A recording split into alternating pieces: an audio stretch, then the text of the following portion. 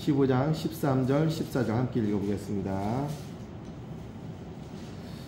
시작. 그 후 며칠이 안 되어 둘째 아들이 재물을 다 모아가지고 먼 나라에 가 거기서 허랑방탕하여 그 재산을 낭비하더니 다 없앤 후 그 나라에 크게 흉년이 들어 그가 비로소 궁핍한지라.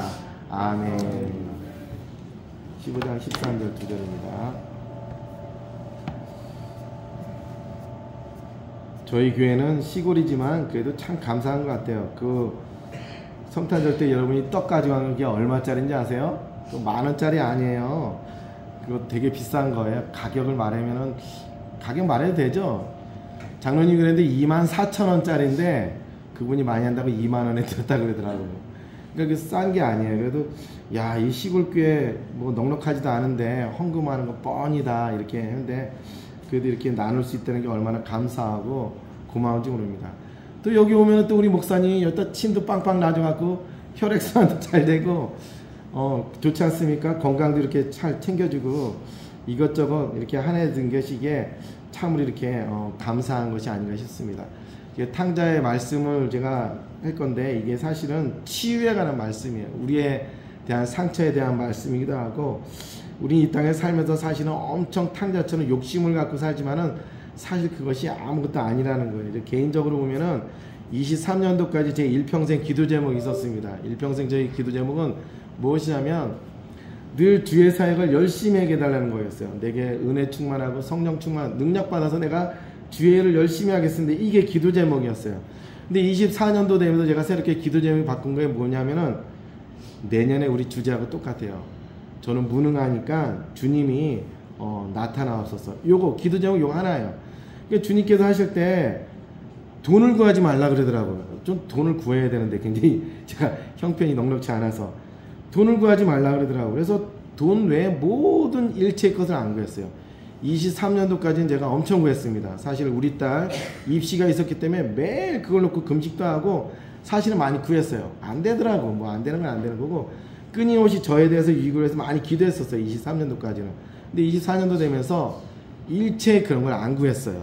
돈도 안 구하고 제 어떤 성공에 대한 것도 안 구하고 그냥 안 구했어요. 무엇을 구했냐면 주님만을 구했어요. 주님, 저는 죄인입니다. 주님께서 오셔서 저를 충만케 하소서.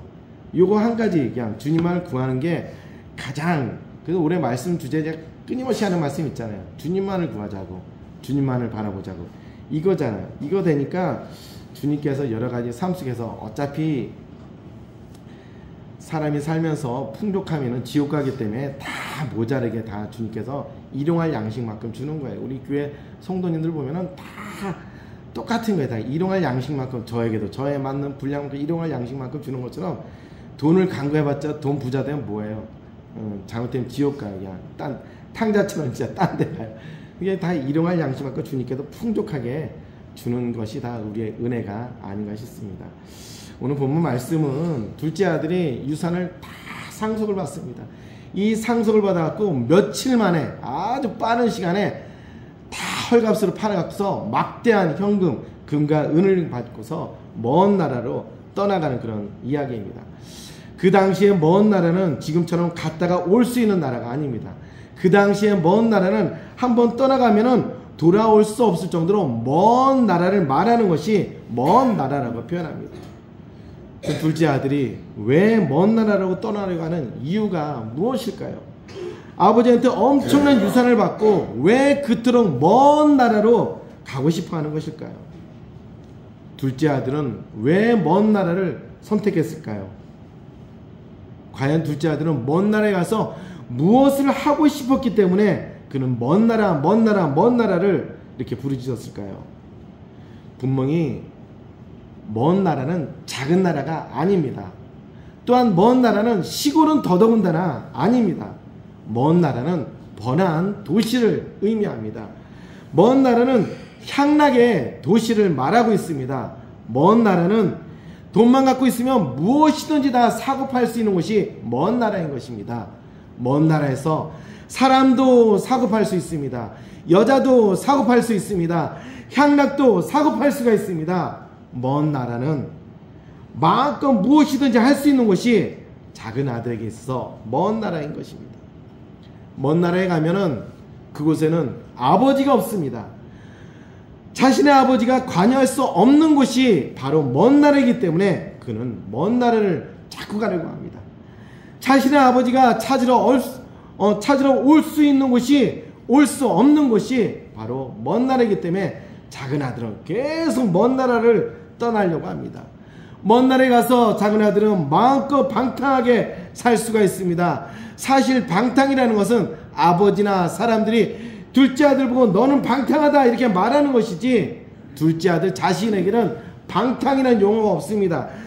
둘째 아들은 자신에게 말할 때 나는 자유로운 사람이고 나는 여유가 있는 사람이고 나는 행복을 누릴 줄 아는 사람이라고, 방탕이라고 그 단어를 거꾸로 생각을 합니다. 아들이 볼 때 아버지는 너무나 인생을 즐기지 못하는 그런 불쌍한 분입니다. 아버지는 너무나 인생의 여유를 갖지 못하는 못난 분입니다.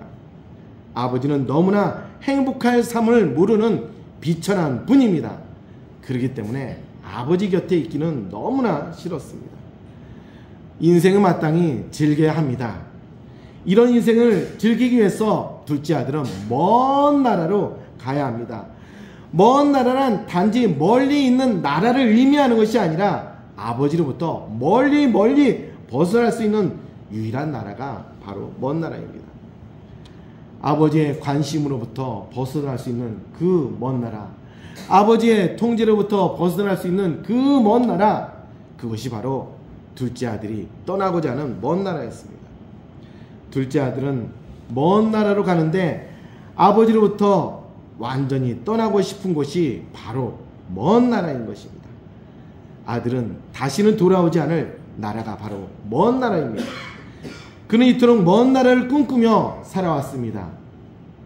아버지로부터 자신의 분깃 곧 상속을 달라고 한 이유가 바로 먼 나라로 가고 싶었기 때문입니다.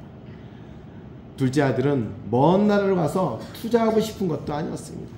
그는 둘째 아들은 먼 나라로 가서 열심히 살아서 재산을 증식해야지 이렇게 생각한 것도 아닙니다. 그가 먼 나라로 가고자 했던 것은 바로 쾌락과 자유와 유흥의 개념이 있었습니다. 이러한 생각으로 가득 찬 둘째 아들은 아버지에게 엄청난 상속을 받습니다. 그리고 곧바로 집을 떠나려고 합니다.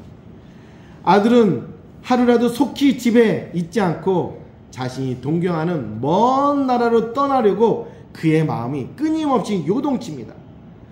성경 말씀하고 있지 않습니까? 그 며칠이 안 되어 이 구절은 무엇을 말합니까? 둘째 아들이 아버지로부터 엄청난 재산을 받고, 아니 불과 1,000만 원, 2,000만 원도 아니라 어마어마한 재산을 받았는데 며칠 만에 그의 집을 떠납니다. 아주 신속하게 그의 집을 떠납니다. 이것은 무엇을 말합니까?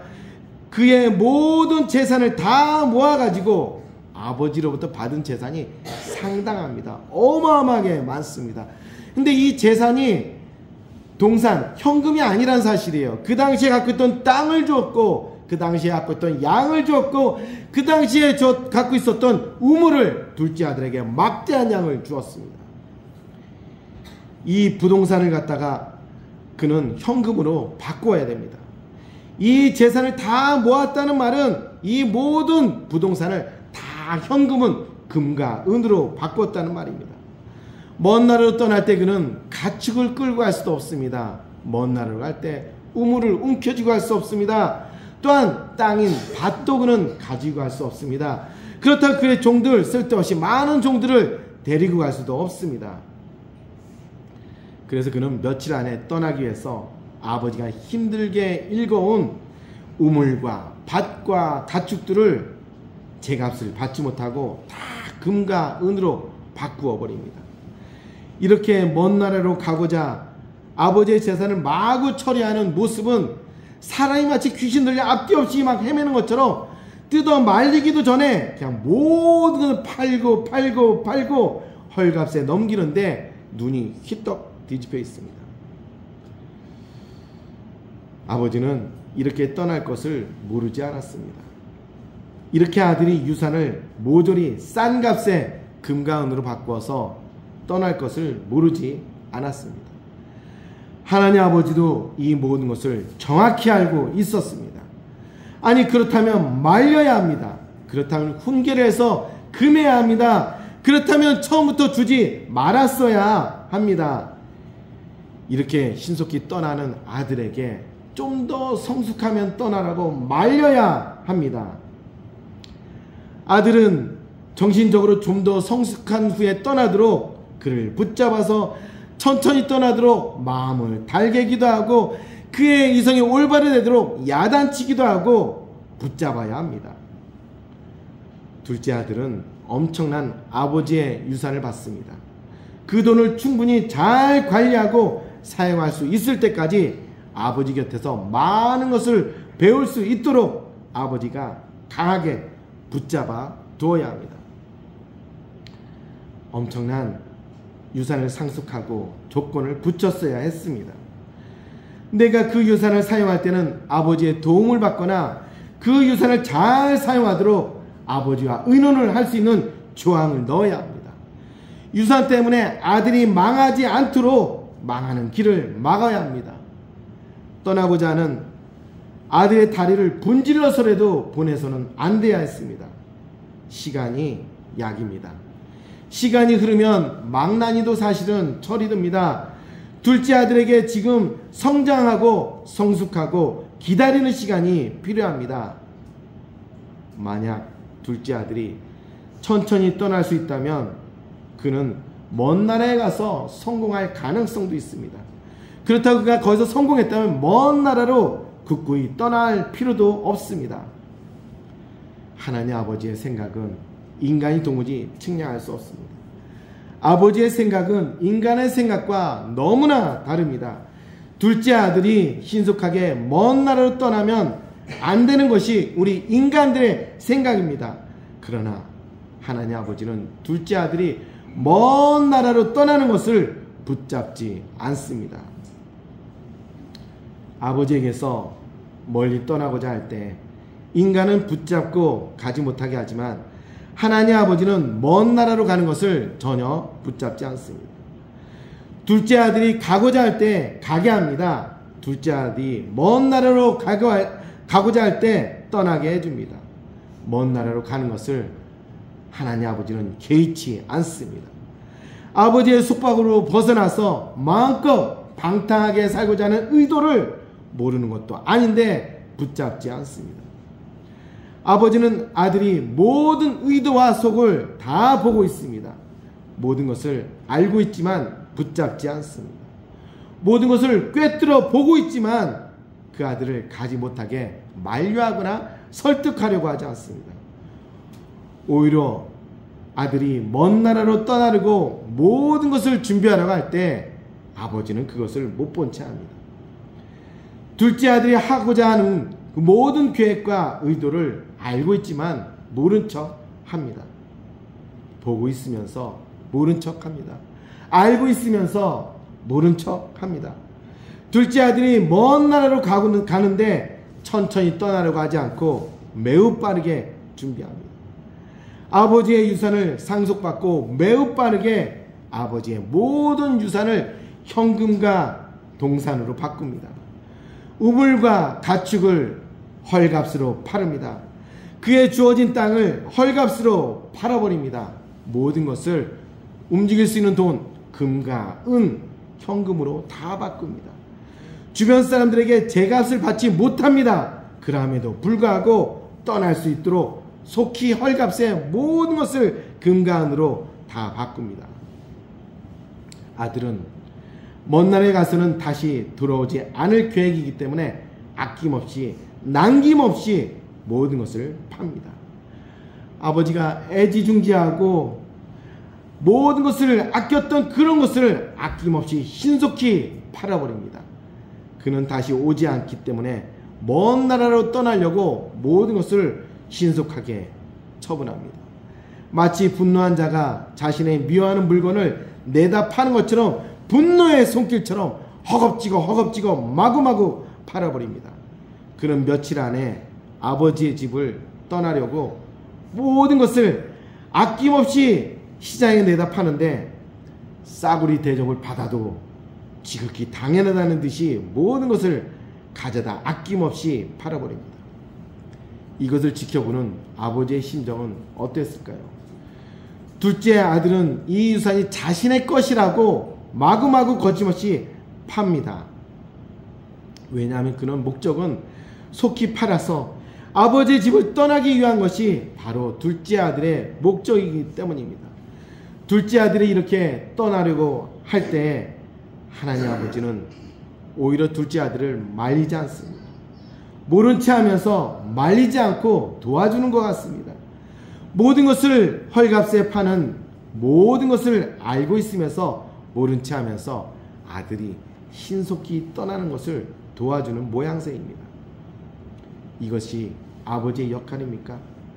이것이 아버지가 사랑하는 아들에게 해줄 수 있는 것입니까? 그런데 하나님 아버지는 자신의 아들이 며칠 만에 자신이 아끼는 모든 유산을 헐값에 처분하고 아주 빠르게 떠나기를 바라고 있습니다. 모든 재산을 허랑방탕하게 다 날려보내는 것을 알면서도 그대로 알고 있습니다. 기다리고 있습니다. 어떻게 붙잡지도 않습니다. 말리지도 않습니다. 설득해 보려고 하지도 않고 하나님 아버지는 모든 것을 바라보고만 있습니다. 하나님은 지금 둘째 아들이 먼 나라로 가서 그가 소중하게 여기던 그의 재물을 다 날려보내야만 죽은 아들이 살아날 수 있다는 것을 압니다. 하나님 아버지에게 둘째 아들이 지금 살아서 자신의 집에 머물고 있지만 사람들은 그 아들이 겉으로는 살아있다고 보지만 하나님은 압니다. 아들은 살아있어도 그의 영혼은 병들었고, 아들은 살아있어도 그의 마음은 죽었고, 아들은 살아있어도 그의 육체는 마음이 빼앗겨 죽었다는 것을 아버지는 알고 있습니다. 그래서 그는 그를 데리고 있을 수가 없습니다. 둘째 아들은 아버지에게 말합니다. 나는 살아있습니다. 나는 유능합니다. 나는 꿈이 많다고 여전히 아버지 하나님께 말을 합니다. 그렇기 때문에 나는 이런 농촌보다는 더 좋은 나라, 먼 나라에 가서 멋지게 성공해서 아버지보다 더 잘 살겠다고 말을 하지만 실상은 그 둘째 아들은 죽어 있습니다. 겉은 살아있지만 속은 죽어 있습니다. 그래서 아버지는 그의 아들이 자신의 죽은 영혼을 보고 깨닫게 하고 싶어서 그가 먼 나라로 떠나는 것을 말리지 않았습니다. 아버지의 커다란 유산이 아들로 하여금 그 영혼이 죽게 만들었기 때문에 그의 모든 재산, 큰 재산을 허랑방탕하게 낭비할지라도, 없애버릴지라도, 그 재산을 모든 걸 팔아버릴지라도 아버지 하나님은 살리고 싶기 때문에 내버려 두었습니다. 하나님 아버지는 그 둘째 아들을 살리고 싶어서 둘째 아들을 보다 빨리 먼 나라로 떠나보내게 하고 싶었습니다. 그 먼 나라는 하나님 아버지를 알지 못합니다. 그 먼 나라는 이 둘째 아들이 누구의 아들인지 더더군다 모릅니다. 다만 그들이 아는 것은 둘째 아들이 많은 재산을 갖고 있고 둘째 아들을 사랑하는 것이 아니라 그가 갖고 있는 돈을 먼 나라 사람들은 매우 사랑합니다. 둘째 아들이 영혼이 어떻게 되든지 성장하든지 말든지 상관이 없습니다. 오히려 그가 갖고 있는 모든 재산을 빼앗기까지 잔인하게 유혹을 합니다. 그가 갖고 있는 모든 돈을 먼 나라 사람들은 사랑하기 때문에 그의 영혼이 어떻게 되든 말든 상관하지 않고 빼앗습니다. 그가 갖고 있는 모든 재산을 다 빼앗기까지 잔인하게 유혹하고 그가 갖고 있는 모든 아름다운 것을 다 빼앗기까지 살인적인 미소로 그의 속을 바짝바짝 태워버립니다. 둘째 아들은 먼 나라의 달콤함을 바라보고 빨리 떠나려고 하지만 하나님 아버지는 먼 나라의 잔인함을 알고 있기 때문에 그를 바라보고 있습니다. 먼 나라에서 모든 돈을 빼앗기는 아들을 바라보고 있습니다. 그러나 결국 그 나라에서 그 아들은 모든 것을 잃고 치료받을 것을 알고 있기 때문에 하나님 아버지는 그나마 위로를 받습니다. 그리고 둘째 아들이 빨리 떠나기를 원하고 있습니다. 둘째 아들이 빨리 떠나서 모든 재물을 다 잃어버리면 그 둘째 아들은 고칠 수가 있습니다. 어떤 아버지가 아들이 중환병에 걸렸는데 그것을 내일 모레 한 달 뒤에 병원을 예약하는 사람이 있겠습니까? 하물며 하나님 아버지는 그의 둘째 아들이 중환병에 걸려서 집안에 걸어다닐 때 살아있는 시체고 그 마음속은 죽었고 영혼도 죽고 죽은 시체로 살기를 바라보겠습니까? 마치 자신의 중환병을 알지 못했다면 어떻게 아버지가 빨리 치료의 방법을 취하지 않겠습니까? 하나님은 그가 준비되어지지 않았지만은 그에게 많은 유산을 물려줘서 먼 나라로 가서 빨리 갈 수 있도록 모든 것을 모른 척 해줍니다.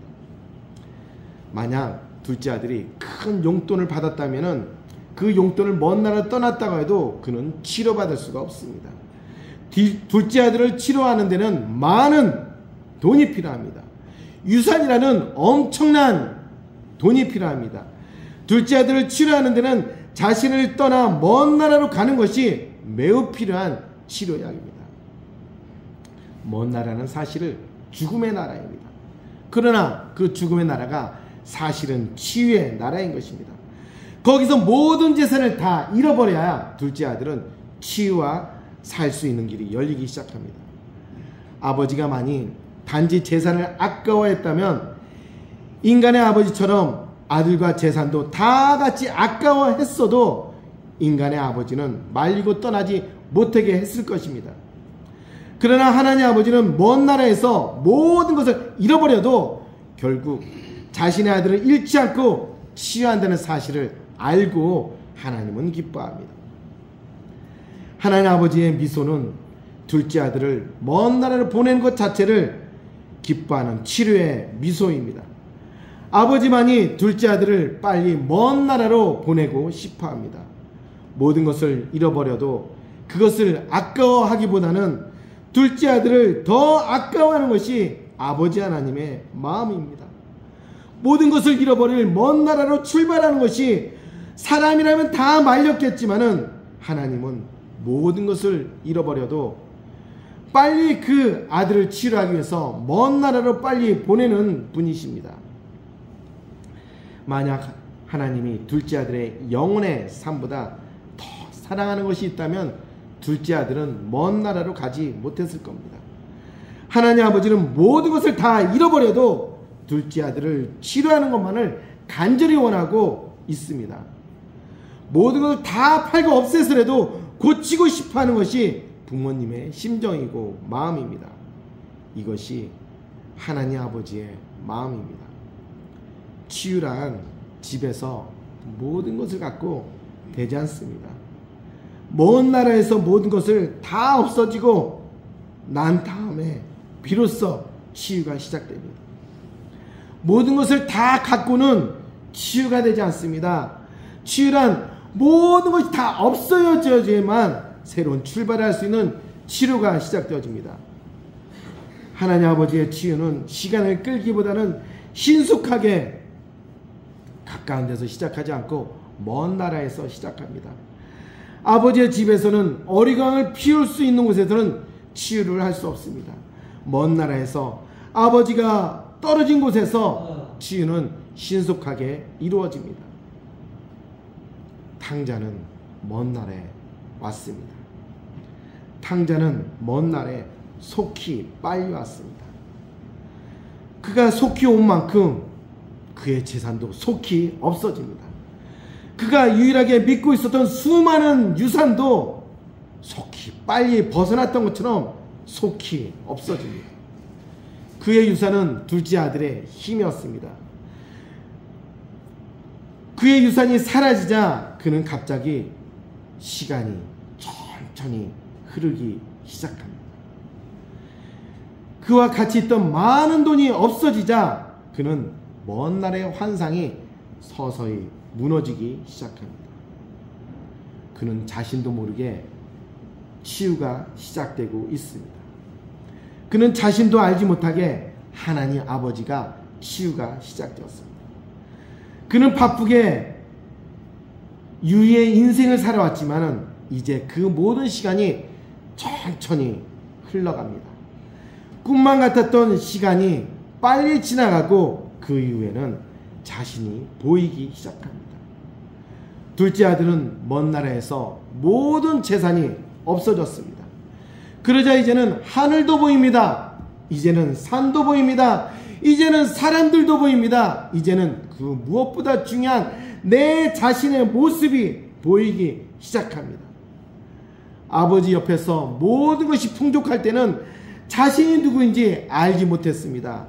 그러나 먼 나라에서 빨리 와서 모든 것을 빨리 잃어버리고 난 다음에는 자신이 누구인지 깊이 생각하는 치유의 시간을 갖게 합니다.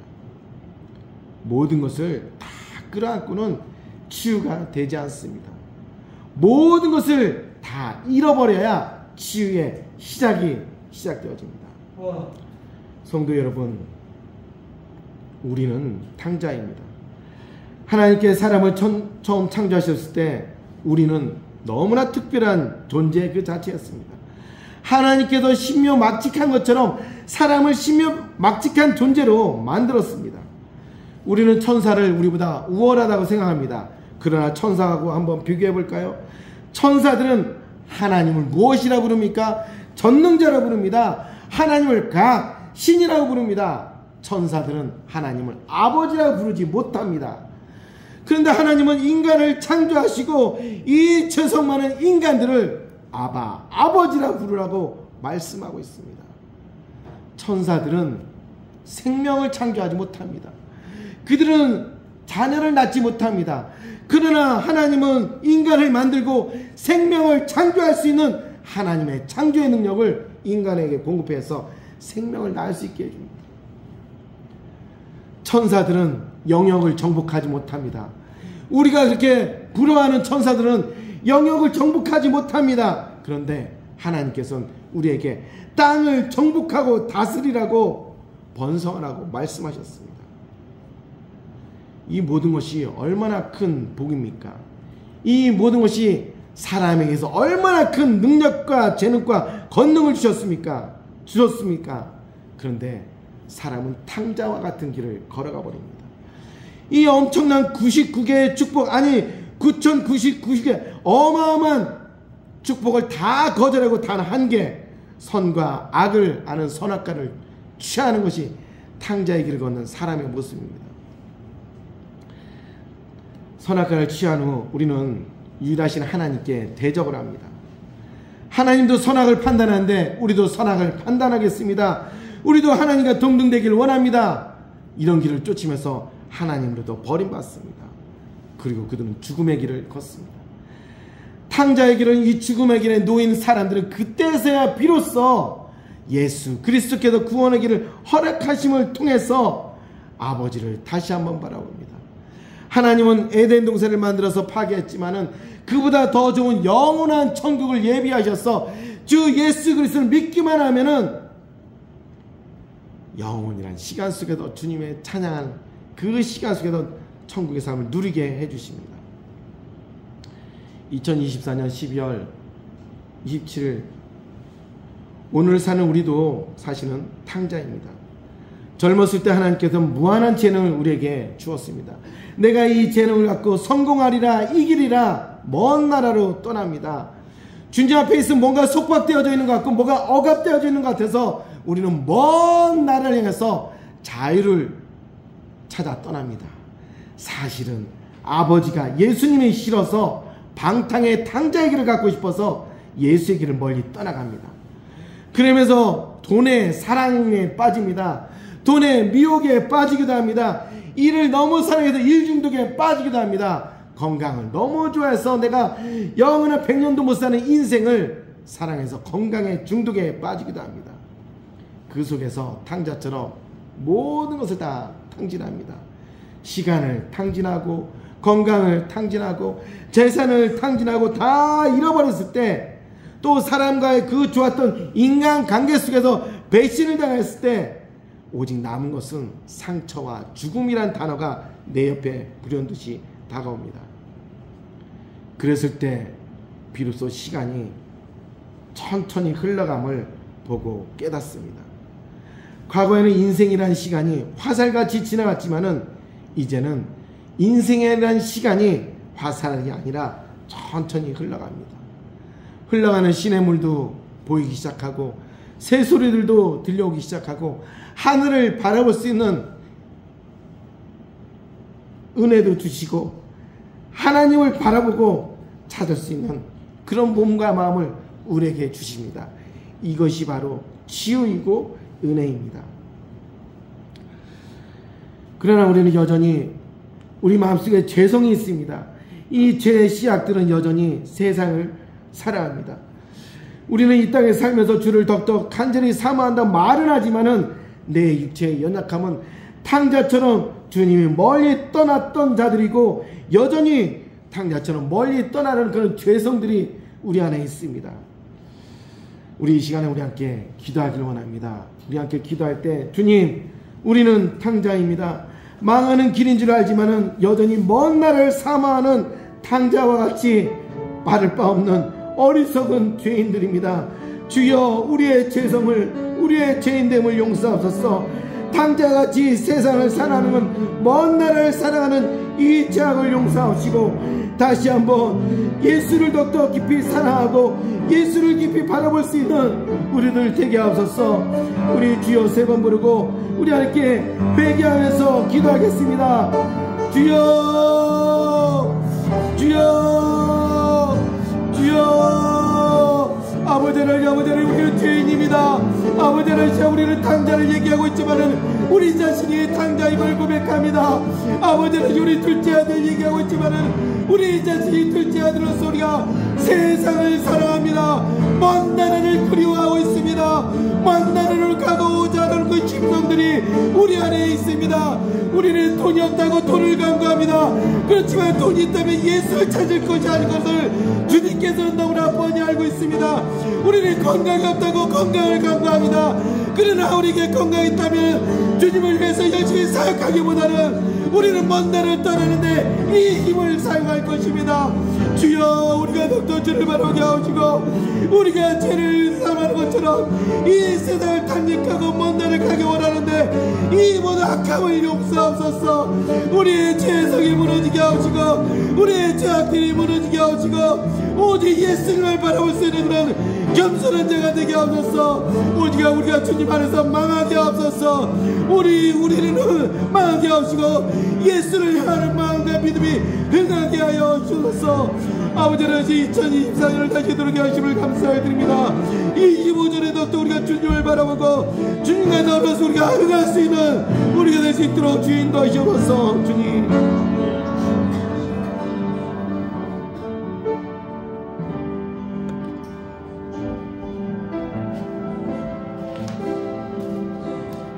이 시간에 우리 함께 주님이 주신 성찬을 함께 참여하겠습니다.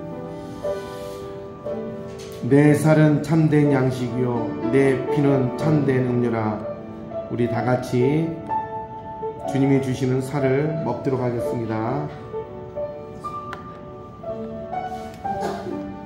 이것은 나의 몸이라 너희를 위하여 준 것이니 이것을 행하여 나를 기념하라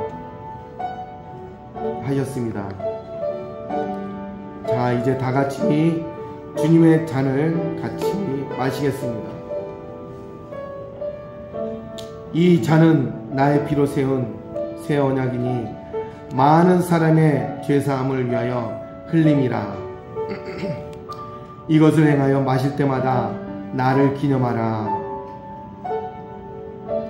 함께 떡과 잔을 마시겠습니다.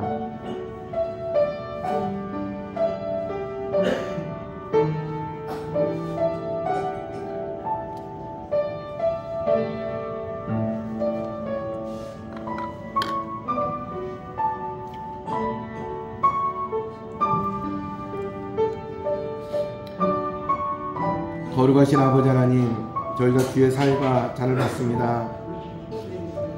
우리를 위하여 찢기신 몸, 우리를 위하여 흘린 피, 이 피로 만백성의 죄를 사하셨음에 이 잔을 받는 우리에게 사죄의 은혜를 주심을 감사합니다. 구원의 은혜를 새롭게 하여 주심을 감사합니다. 예수님의 살과 피는 회복의 능력이 있습니다. 예수님의 살과 피는 치유의 능력이 있습니다. 오직 예수님의 살과 피에만 구원의 능력이 있습니다. 이제 예수 안에 있는 우리의 모든 죄는 다 사라졌습니다. 예수 믿는 우리에게 더 이상 정죄함이 없습니다. 예수의 살과 피에 성체 안에 참여한 우리에게 치유와 회복과 구원이 다 이루어졌음을 주 예수의 이름으로 선포합니다. 기도하겠습니다. 하나님 아버지, 은혜와 사랑을 감사드립니다. 우리를 위해서 살과 피를 흘리신 아버지 하나님, 매번 주의 성찬에 임할 때마다 주의 은혜가 너무나 감사합니다. 하나님, 우리는 먼 날을 떠났던 그런 탕자입니다. 그런 탕자를 위해서 주님께서 살과 피를 흘리심을 통하여서 우리를 다시 한번 구원의 자녀로, 빛된 자녀로 삼아주심을 참으로 감사를 드립니다. 24년, 아니 우리 일평생 동안 나를 동행하시고 나를 지켜주신 그 예수님을 더욱더 우리가 바라봅니다. 또한 앞으로 나의 일생 동안 함께 하실 그 주님을 바라봅니다. 또한 우리가 죽어가는 그 순간에도 나의 영혼을 움켜쥐고 천국으로 이끄실 그 예수님의 사랑을 바라봅니다. 주님, 우리의 죄성과 죄악은 세상과 먼 나라를 사모할지라도 오직 주님께서 우리를 움켜쥐셔서 흔들리지 않게 하옵소서. 먼지 같은 존재이기 때문에 우리는 또 쓰러지고 또 쓰러지는 그런 못난 존재들이지만은 그럼에도 불구하고 동아줄보다 더 강한 오른팔로 우리의 육과 영을 주님께서 붙잡아 주셔서 그렇게 하실 주님을 찬양하며 우리에게 생명 주신 주님을 찬양합니다. 우리에게 은혜 주신 그 주님을 경배합니다. 존귀하신 예수님의 이름으로 기도드렸습니다. 아멘. 주님께 영광 박수 드리겠습니다. 감사합니다. 찬송가 50장 드리겠습니다.